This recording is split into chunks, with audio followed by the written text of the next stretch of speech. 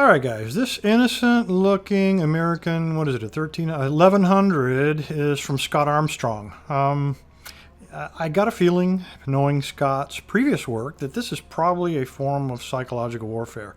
It looks very innocent, and these usually aren't too bad to pick open. He even included it inside of what appears to be the original box. But when I took a look at the key, it comes in this neat little wrapper, and that to me at least is a huge clue there's something probably contains some alien technology. I'm not going to throw in the towel yet, but I'm not going to let that key get too far out of my sight. Let's go ahead and clamp this up and give it our best shot to pick this thing open before we fall back onto that key.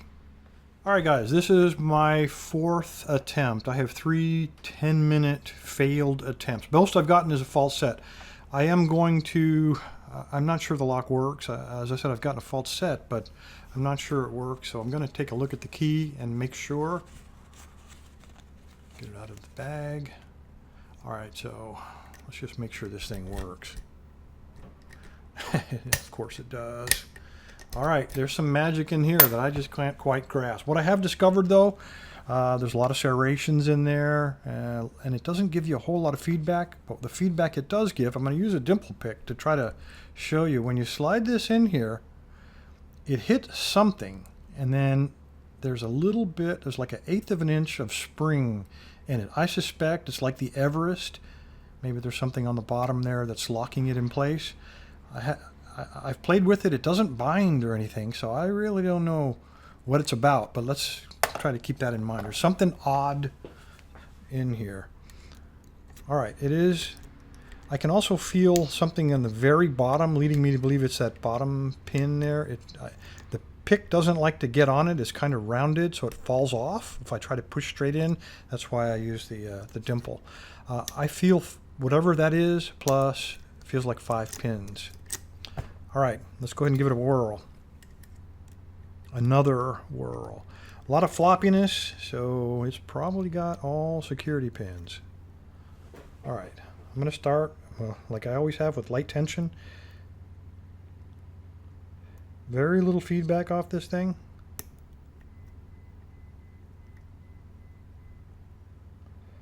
I half expected the key not to work, to be honest with you. I felt like whatever that was in the back was probably some kind of locking bar. It would, as a practical joke, which I receive all the time. Perhaps I could pick it, but that bar would prevent the lock rotation. But I'm just too suspicious. All right, I don't have anything yet. I'm going to put heavy tension. Try to force something. There we go. Pin 2. Got a click. Okay, now pin 1 does binding, and I'm getting some counter rotation off of him. Still counter. Okay, now I got a false set.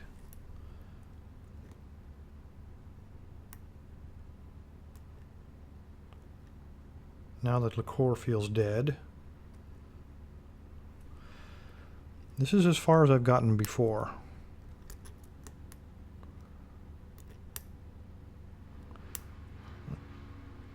I don't know if you can hear that in the background. They're 4 houses down. We're doing some tree work. Sorry about that. But it's a big tree, and I didn't really want to wait a couple of days for them to finish. All right, I'm going to take this guy and see if I can mess around. I don't know if I have to twist him or just push him. That locking bar, if I can get on him. Okay, he's not seized up. There's nothing. Nope, he's not in the way.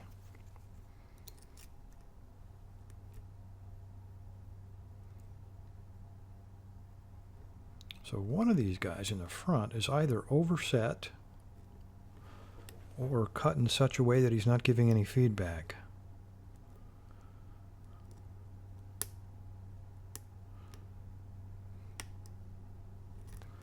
Come on, Scott, what have you done to me here?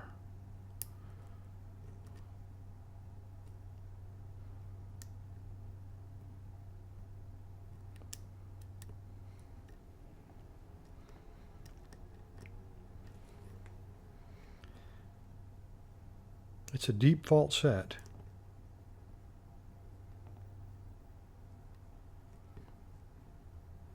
But there is no counter rotation on this thing. Nothing.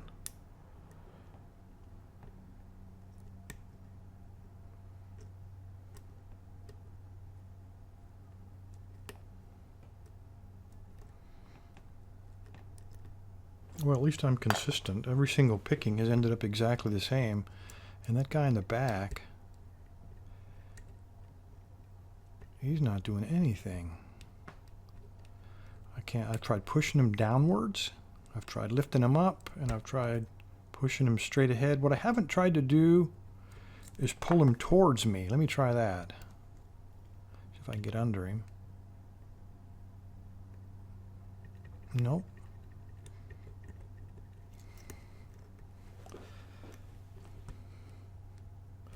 I've tried peeking down there with a flashlight. Got nothing. There it is. Maybe I did pull him forward. No idea. But I will take it. I will take it. All right. I feel bad about cheating by looking at the key, but I honestly believe that this was a practical joke. All right. Let's take a look. It looks like a flathead. And I do have one. Maybe not the right size, but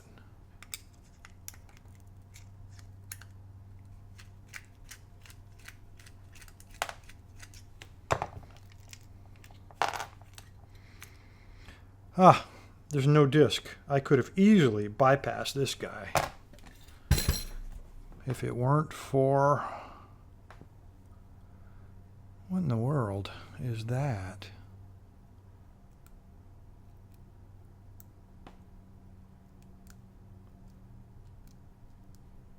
What in the world is that? That must be the bar I was hitting.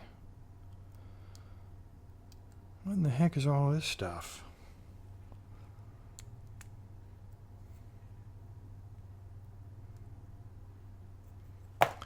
I think that might be the springiness, whatever it was. Let's see if I can grab it out of there. A pair of real fine tweezers.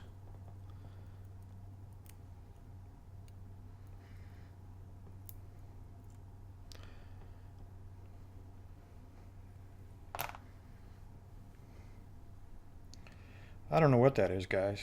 Some kind of... I don't know if something got stuck in the keyway. It's rubber. I bet it was. I bet it was to give spring action. All right, here's a bar. And that was blocking the keyway. I did try to bypass it without success. I'll bet that that piece of rubber... there it is. That piece of rubber was probably holding this guy across the keyway. And that's what was giving me that rebound, that the bounce when I pushed in with the dimple pick. So there's a little steel bar that went through the side here. Let me set this down, move all this stuff out of here, and get a tray in.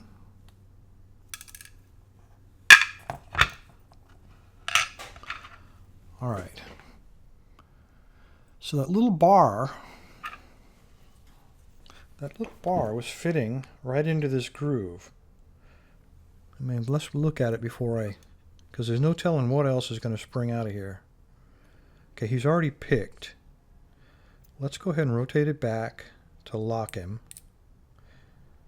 And there's a little groove cut into the core, and this little guy fits in there. Yeah, and that little rubber piece was stuck in the tailpiece right there. So when the key went in there, let me lean this forward. So when the key goes in, it probably pushed him out of that little notch,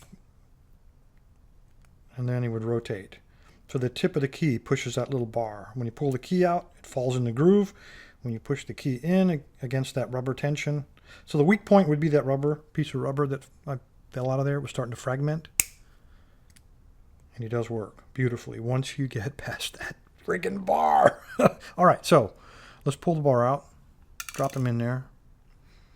Let's turn this guy. Let me pull this clip off the back real quick.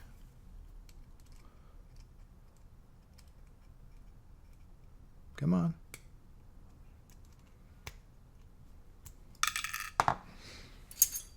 Now let's see what we got here. All right, there's a hole where that little bar fits. I got to rotate this in such a way. So what I'm going to do, I'm going to rotate him the opposite way, which will put the pins on this side. And there's a groove right there, so I don't want to go into that either. Let's try this.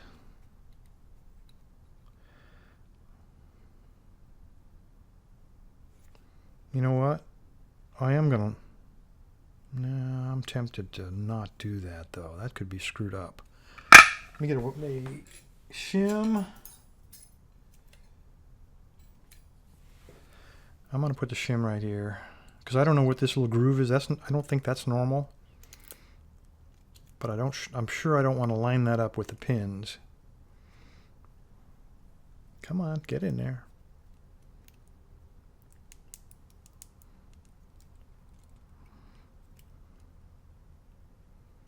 Get in. There's something sharp down there biting into that shim. All right, got around him. Now let's try it. All right, pins are going to be on that side. Let's put him like this.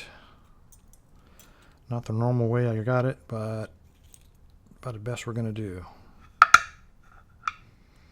Okay, what do we got? Number 2 looks really weird. That looks like a pin in pin. I see another pin on the bottom. Number 3 looks normal. Number 4 appears to be a pin in pin.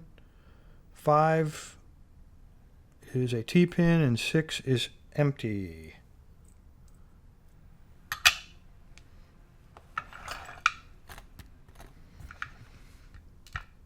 Standard. That is not a pin in pin. That is just a very long needle pin, it looks like. We'll look a little closer at them in a moment. Number 3 is serrated. Number 4 is a pin in pin, just like we thought. Number 5. I don't know if that's a pin in pin. Nope, that's just a T-pin with serrations on them. Looks like a steel pin. Let's look at this guy. Okay, also very nicely done. Steel, not normal. Not a T-pin, but he was oriented like that. So that was down towards the key. That was pointing up into the towards the Bible. That's the only pin in pin we had is number 4. All right, let's see what's upstairs. Oh, see what's upstairs, Scott. All right, number 1 just popped out. And he is, I don't know which way he was oriented though. Probably, again, this is a guess. If it were me, I would put him with the serrations down, but I can't say because he popped out of there. Let me pull that shim out. Turn this dude around. Okay, 1 is gone. Let's get the spring. It's a very short copper. Get my right tweezers up here. Number 2 is serrated. More than just serrated. That makes no sense. That makes no sense at all. It is a serrated pin, but it had a T-pin with the T pointed towards the spring. That really would have just created another shear line. I probably would have put it something like this. Well, I'll show you later. I would use this giant T-pin up against that. That would give me a lot of wobble and a very deep fault set, but that's not the way the pins came out of there. Shoulda, coulda, woulda, Bill. All right, next one. Looks like a T-pin inside of there. Come on, focus for me. Up against the follower, and indeed it is. You got a little T-pin. Come out of there. The camera's just not playing right today.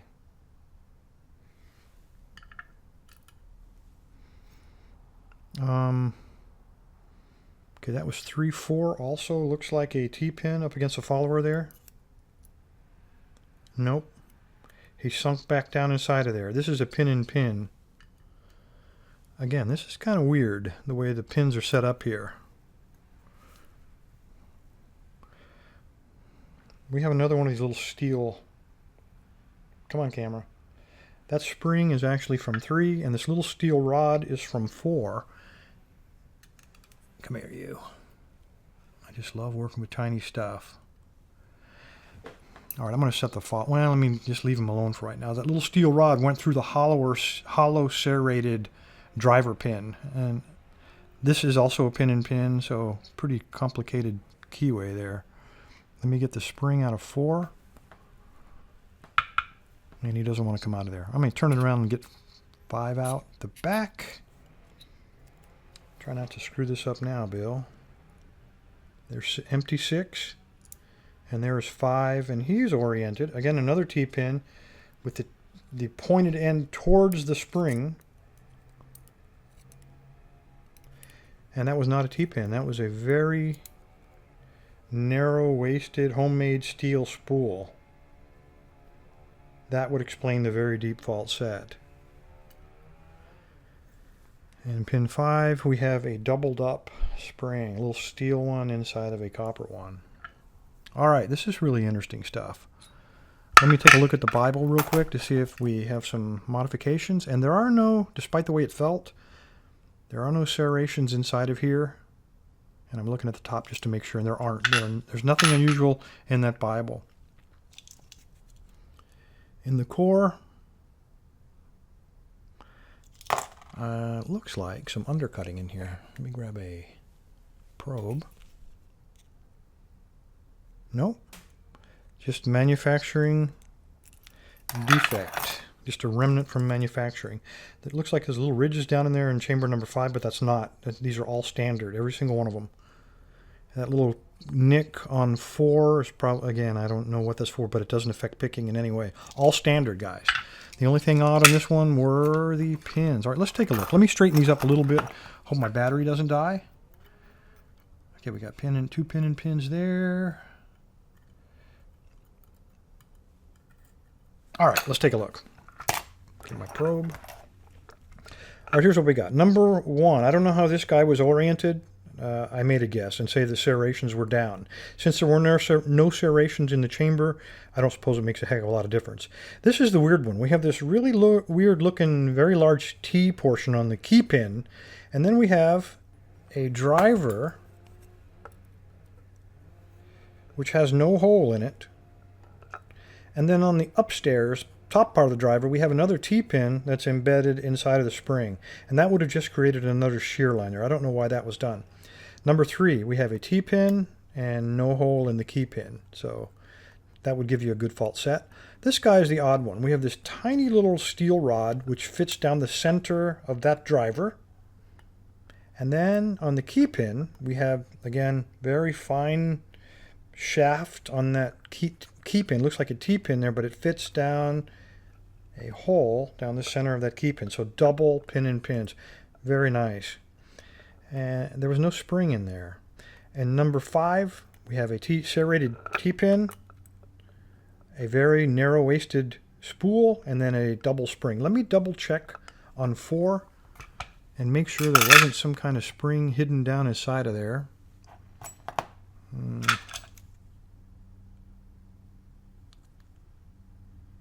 I see something down the side of there, guys. Stuck. And there he is. He's a very... I don't know what you... That almost looks like a double spring there towards the end, or maybe he's just... Oh, there's another pin inside of there. There's another pin embedded up inside of that spring for number 4, and that would have stopped, again with the complexity. That would have stopped that steel rod from going all the way up inside of the spring. So that's probably why he's jammed up inside of there. All right, all of this complexity and only 5 pins. And then on that 6th position, we had this steel rod blocking the keyway, preventing the bypass. And then there was a piece of rubber back here that would act as a spring. So when you push the key in, it would push him out of position, line him up so you'd be able to return the core. Very devious lock, Scott. Anyway, a lot of work went into this. Scott, I really appreciate it. A lot of frustration on my part, and I'm sure on your part, getting that steel pin to work. Anyway, guys, appreciate your time. Stay safe. Stay legal.